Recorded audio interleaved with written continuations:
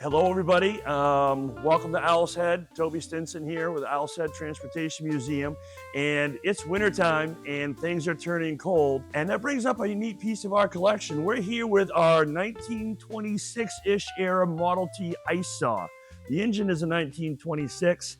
This rig was probably made sometime in the 1930s. Why do we need an ice saw and why is it made out of a Model T? Well, if you go back over 100 years ago, the early 20th century, Maine was one of the world leaders in production of ice. Shipped it worldwide for refrigeration, cooling. There was no technology for modern refrigeration. The Kennebec River alone harvested about 1.5 million tons of ice every year. It was done with horses, hand saws, but this is an adaptation of someone using a Model T engine, which was very common. Every single ice pond in every town around Maine and in cold climate states harvested ice, not only for the ice boxes, but especially here in the coast of Maine, fishing. Ice would keep year-round packed in sawdust, and you needed the ice for the commercial fishermen that came out and iced down their catches. It looks like a saw, but if you look at this car our way, this is mostly still automobile. You've got a Model T engine, hand controls here for the throttle.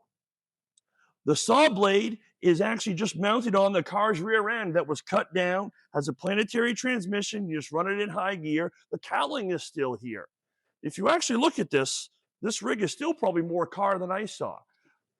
You'd wheel it onto the ice or you'd slide it on the ice and you would cut it. It's a loud, not the most safest machine, but this is Mainers and New England ingenuity, using what you have available.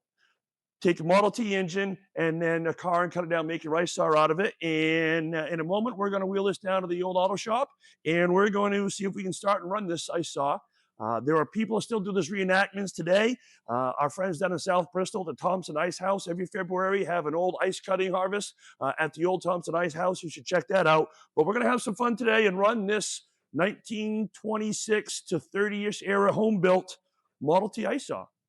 Okay, so we're going to attempt to run the Model T I saw 1926 engine, 100 years old coming up, 2026.